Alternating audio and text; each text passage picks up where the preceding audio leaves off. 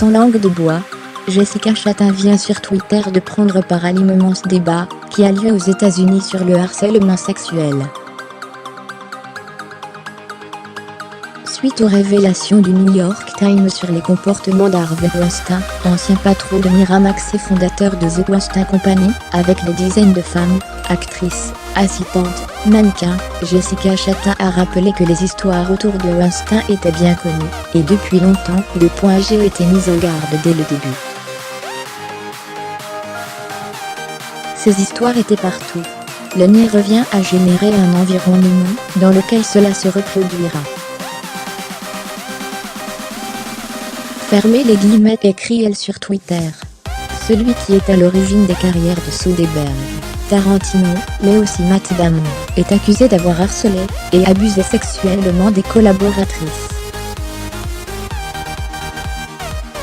D'avoir, pour au moins 8 d'entre elles, fait signer des contrats de confidentialité.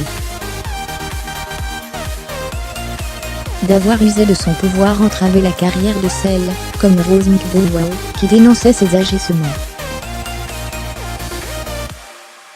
Depuis dimanche, il a été évincé de sa société pour atteinte au code de bonne conduite.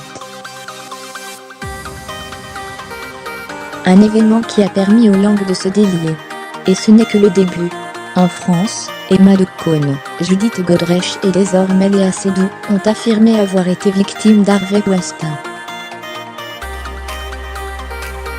Aux États-Unis, Gwyneth Paltrow, Angelina Jolie, ou encore Cara Delevingne ont enfin pris la parole, pour évoquer les menaces et les abus qu'elles ont subis. Ce n'est pas, en tant que victime, que Jessica Chastain a choisi de s'exprimer, mais pour que le silence ne perdure pas, sur ce type d'agissement.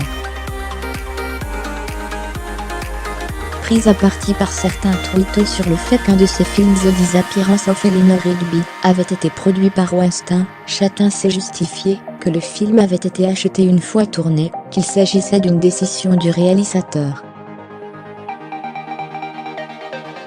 L'actrice a par ailleurs, depuis longtemps pris la parole pour dénoncer les inégalités hommes-femmes à Hollywood, créant en mars 2016, une société de production, avec Juliette Binoche pour contrecarrer la représentation des actrices à l'écran.